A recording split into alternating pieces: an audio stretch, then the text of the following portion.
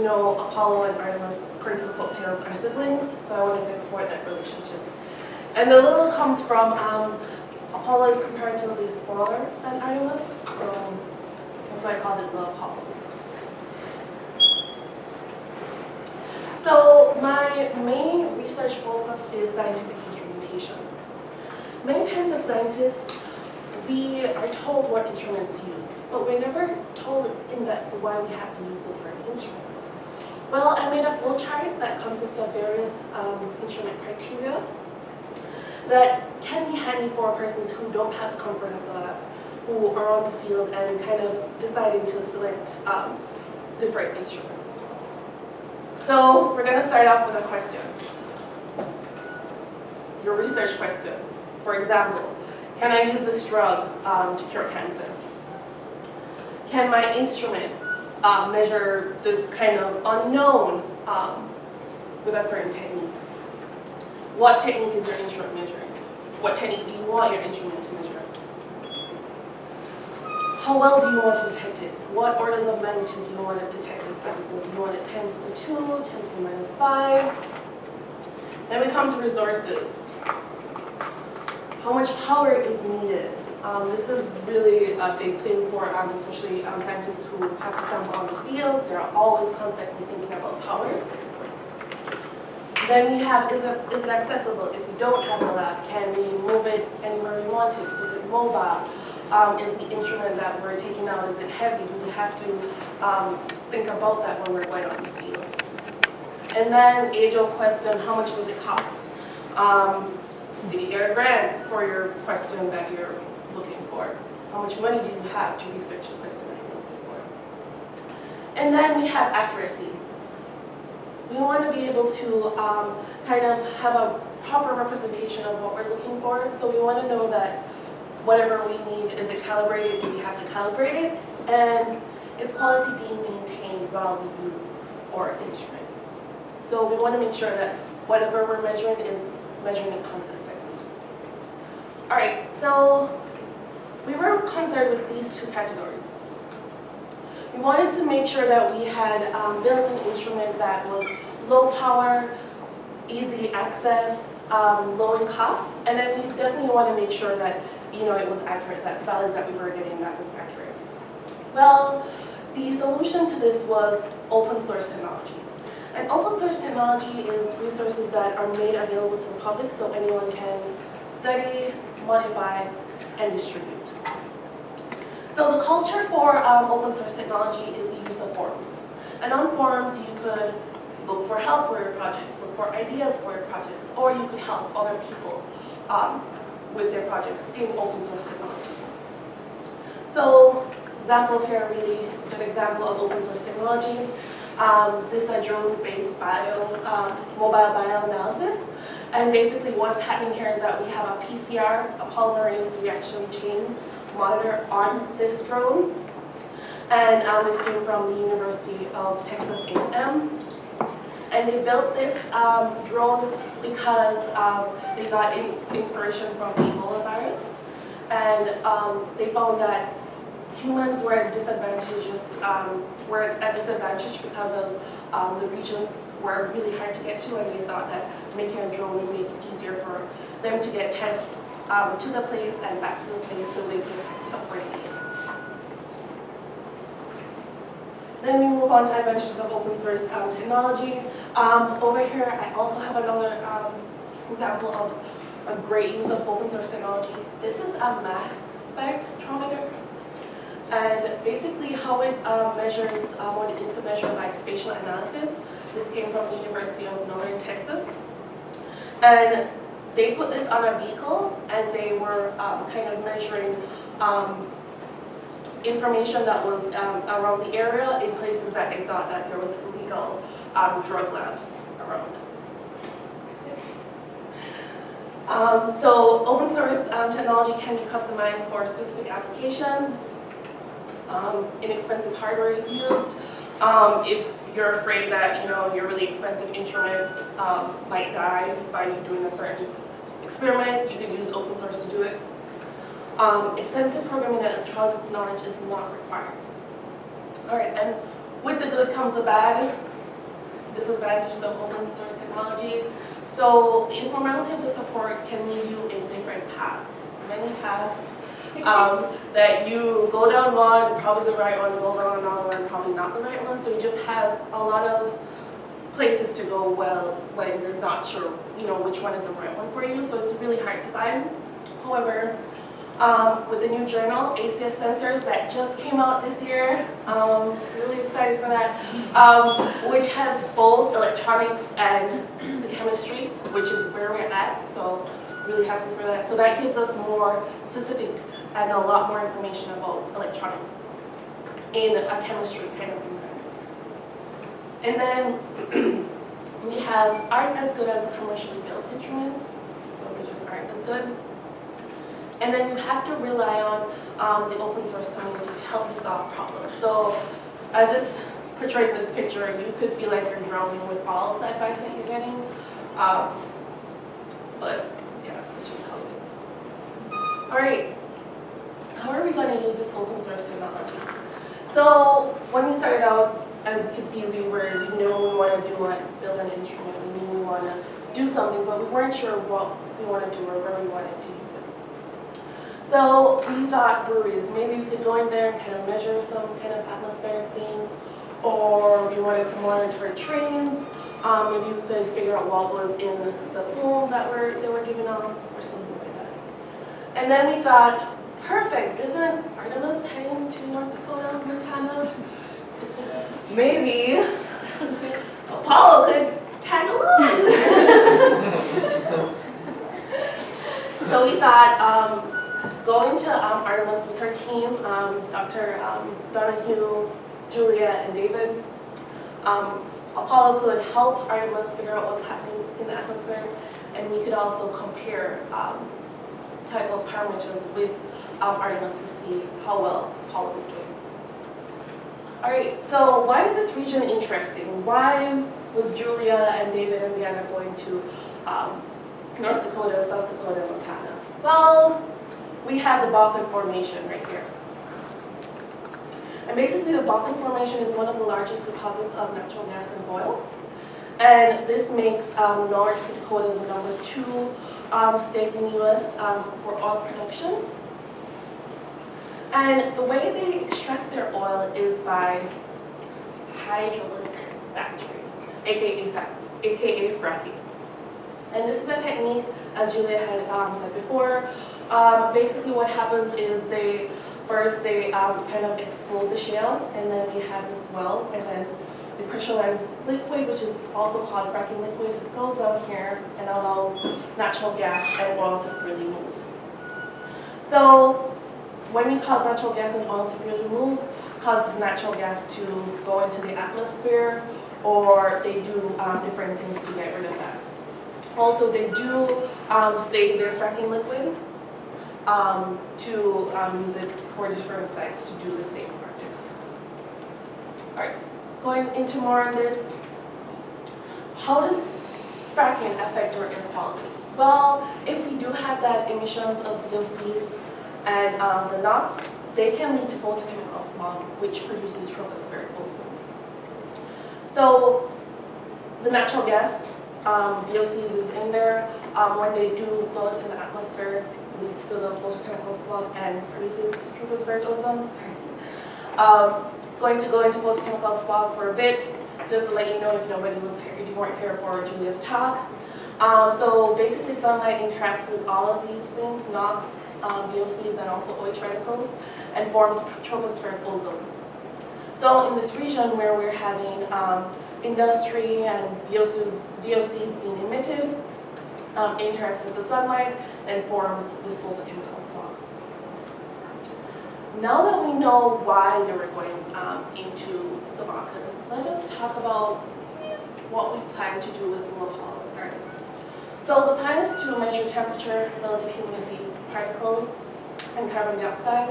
And in Artemis, we have the weather station, temperature, relative humidity, wind direction, and speed, particle counter, ozone, and nitrogen dioxide monitors. So keep in mind that we do have overlap of kind of factors that we're measuring. So why are we measuring these factors? So first let's start with temperature.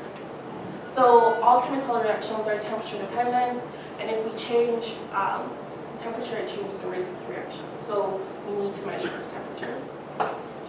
Then let's go into relative humidity. So just giving you the definition up there, it expresses how saturated with water vapor the atmosphere is.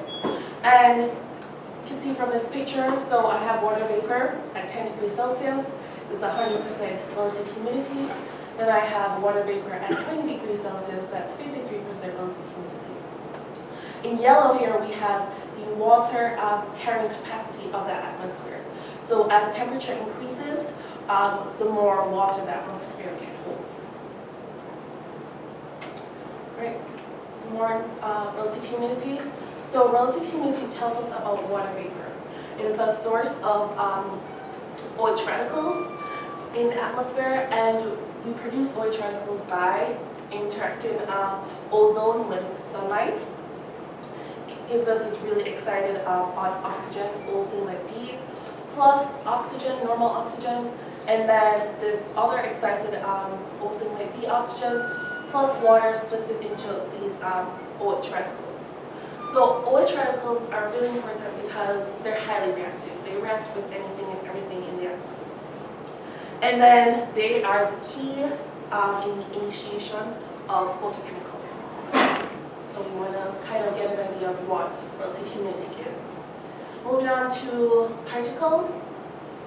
So giving you a definition of particles. Particles are solids or liquids suspended in air or gaseous phase.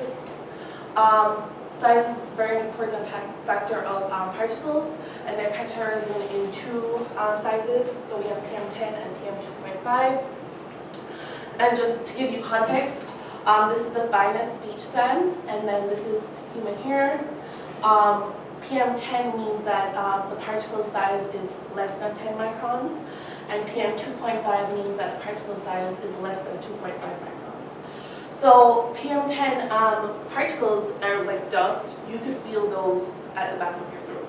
However, PM2.5 particles are like combustion particles, metals. You can't feel that. It can get into your lungs, and you could definitely have respiratory problems. All right, more particles. They affect the solar radiation. So particles do reflect solar radiation, and then we do have some particles that absorb solar radiation and gives us off as heat. Last slide on particles.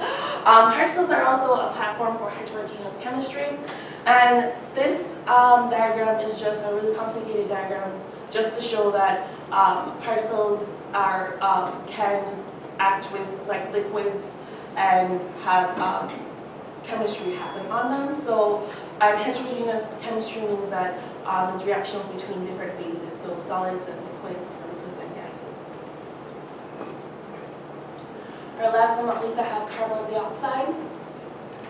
And we do know that carbon dioxide is a greenhouse gas, but we're not interested in its greenhouse gas effects. And greenhouse gas means that it's able to absorb infrared radiation and give that off as heat. What we're primarily interested in is the fact that carbon dioxide is a product of combustion of methane, and methane is a volatile organic compound. So I have methane here, which is a carbon and 4 hydrogens. I have oxygen, carbon dioxide, and water. So this reaction represents volatile organic compounds. They always end up with carbon dioxide and water. All right, so going back to kind of fracking, we do know that how they get rid of these volatile organic compounds is by burning that off. And then I have a picture of it here. So this carbon dioxide does give us kind of proxy information as to what is happening in that region. All right, so we're going back to our question. What am I researching? What is the whole point of this talk? So how can we measure relative humidity, temperature, particulate matter, and carbon dioxide on the side of the road? And then can these simple inexpensive sensors really replace more expensive instruments? Can that really happen? Well, let's look into Little Apollo. Let's finally introduce the Little Apollo. This is the electronic circuit diagram of Little Apollo. And here I have my microcontroller. And this is just the component of the Little Apollo that I could talk to sensors and sensors can talk back to me. And then this is my SD card, which is just storage. I needed to be able to log my data. I need a clock so I can compare my data with IMUS. And then I have relative humidity and temperature sensor here, my particle sensor, and carbon dioxide sensor. All right. Let's kind of look more in depth on Little Apollo, starting with our microcontroller. So my microcontroller, this is what it is. I just wanted to say I have a lot of pins on it that I could put sensors on it. And then I have enough memory that I may be able to talk to many sensors. And then I added, as I said before, my SD card storage and real-time clock because the microcontroller did not come with them. And let me go into my sensors, starting with relative humidity and temperature sensor. It came calibrated, so this is a calibrated sensor. It has an accuracy of plus or minus 0.3 degrees Celsius for temperature and 2% for relative humidity. And it can only withstand 260 degrees Celsius. So now I'm going into my dust sensor. And basically how my dust sensor works is that we have air coming in here that brings out all the particles. And it goes through here and it counts the particles by blocking this LED light. And it goes out through this exhaust. And how it pushes that air along is that it heats up this airway here and causes hot air to rise. So this means that the orientation of the sensor is extremely crucial to measure accurate results. It measures particles whose size is around 1 micrometer or larger. And my carbon dioxide sensor, and also it is a calibrated sensor. It measures from 0 to 10,000 parts per million. And this also measures by diffusion. So basically what happens is measures any kind of air that passes right over it and diffuses through this paper right here. All right, so now that you guys kind of know what Little Apollo is made of and kind of know kind of who he is and what he's going to measure, let's kind of look at Little Apollo's results. Let's see how we did. Well, these three bunches of data here are outside the fracking region, and this data is inside the fracking region. And this is the carbon dioxide plot in parts per million and with time here. As you can see, inside of the fracking region, there's a lot of variation.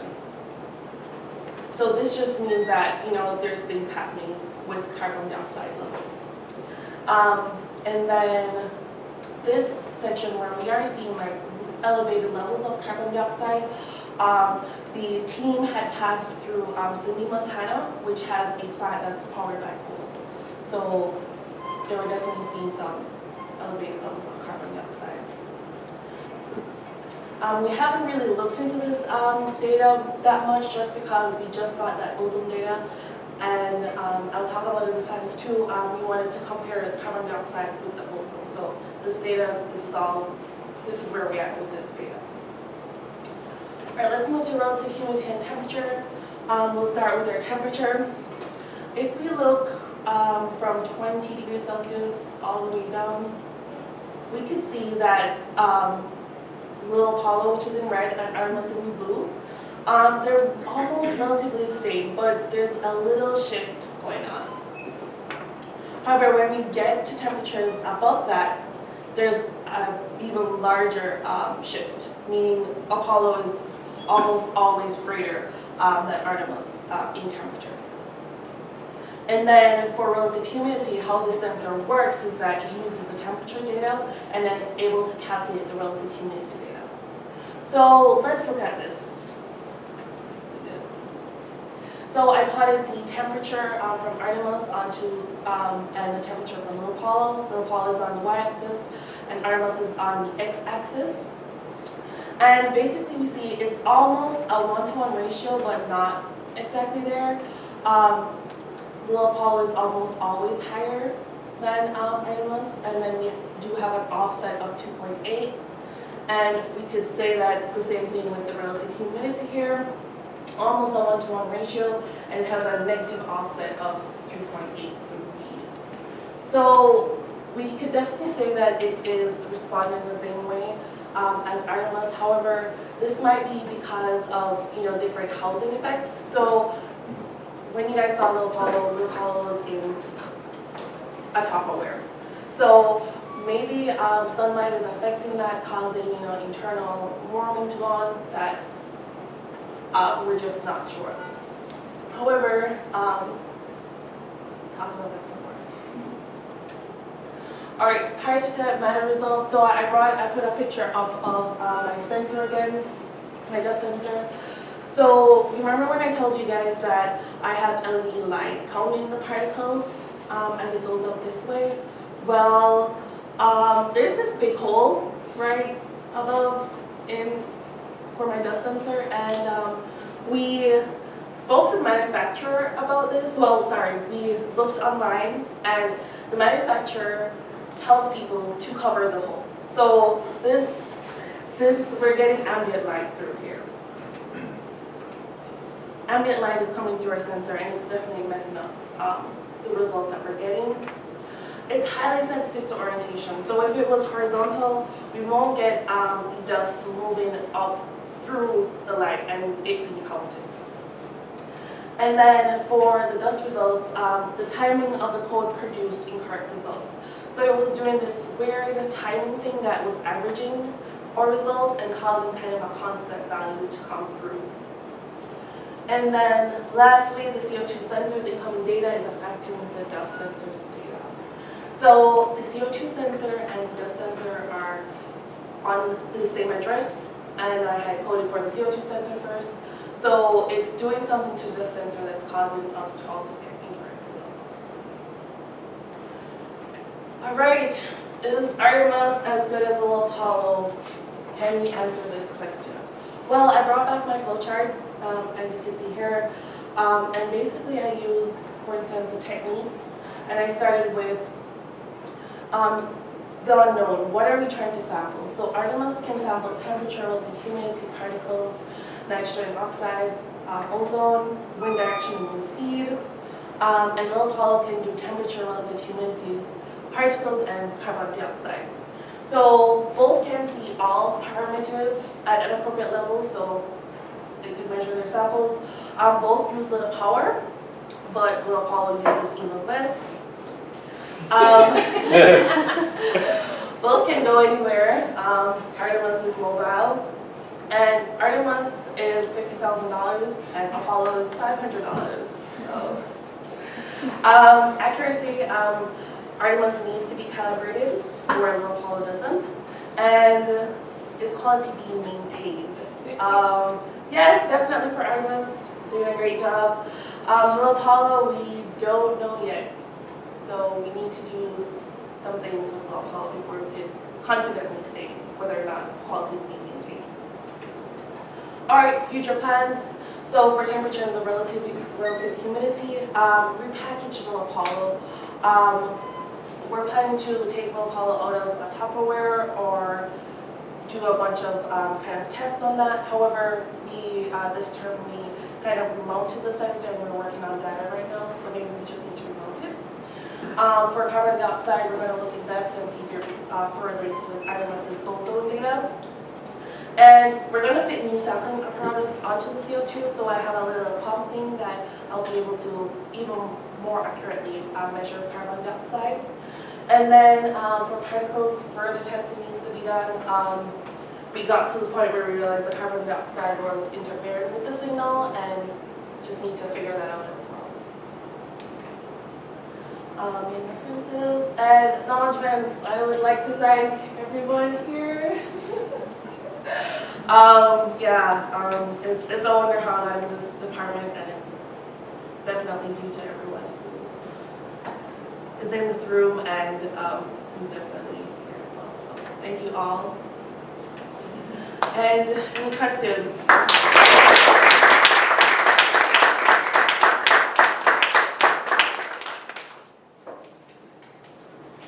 Yes, David.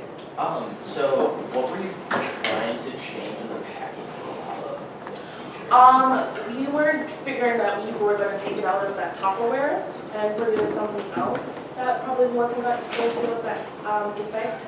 However, we remounted it, so we're looking at data, maybe we just need to remount it and see. We were going to remount it outside on the bottom, so we weren't going to get in direct sunlight. So it was on the top of yes, Emily?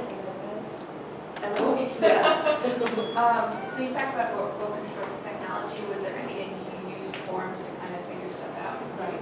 Was there any one source of information that was particularly helpful, or just anytime you needed a question answered, you went straight to the computer? Right. So, for instance, I bought my SD card storage device from Adafruit, and I was having a problem with actually coding for it. So I went on and asked them, hey, does anybody know how to use this? And they're like, oh, just try this, or change the code like this, and that helped a bunch. It helped me a lot of data. So then, how important is the size consideration of Little Apollo? Like, or was it when you're making it, like your size? okay, size is definitely not important for Little Apollo. So meaning it could be in any shape or form. So I would just add that I would like to float Little Apollo on a tethered Zeppelin thing. So it has to be light and it has to be small. So for this, it didn't matter if it was big or little, but my plans, it matters. okay, is that Okay, so the data that you showed was pretty much just the raw data. right? And, you haven't done any Oh, are all those results significant, or do you not know yet? we know that they're significant in how we're going to redesign Little Apollo, but for instance, the carbon dioxide, we hope it's going to be significant in telling us some more things about ozone. But yes, Allison. I had two questions. First Yes. one is how similar, I'm not sure if you checked this, but how similar are the testing parts or pieces of the instrumentation that's in Artemis compared to the smaller sensors that you got for Little Apollo? Are they the same technology, or are they a completely different type of sensor or device? That's a really good question. So the Kestrel is the instrument used to measure relative humidity and temperature. It's completely different in how its sensor is on the instrument, and I think it's just a little thing on the instrument, and then mine is just kind of like an open kind of electronic device. So I'm not exactly sure how the design of the instrument is that makes it better for them to measure parameters. I'm just interested because it's the coolest project ever. I mean, y'all's are cool too, but that's I guess my other question is, if you what was one of the hurdles that you had to overcome that, because building instrumentation like this, I mean, PhDs get paid $200,000 a year to do this instrumentation, which is why Artemis costs so much. I'm curious, what sort of hurdles did you find on this smaller open source scale that might be different than someone who has, all these infinite resources from a company? I think the biggest hurdle was the code. I'm not a trained programmer at all. So how we had planned to do this was we were going to kind of find a code for each sensor and then figure out a way to mesh them together so we could have it all on one Excel sheet. So that took super long. I had to figure out what kind of each function meant. And it got to the point where I had to print it out and go through, okay, this is what this is doing here, this is what this is doing here, this is how I want to do that, which is totally not tech savvy at all. So I thought that was the biggest hurdle. It looks like you overcame it beautifully. Can you talk a little bit about the particulate sensor. So Yes. how might you calibrate? Did you calibrate that, or how might you do? Oh, so it just counts it. Our sensor can calibrate it, however, more expensive instrument does that. So that's where we're at. So it doesn't calibrate the particles or what's coming through, or it can't say that 0 particles are coming through, and that's how you calibrate particle counter. So you wouldn't like have some standardized environment with a known number of particles?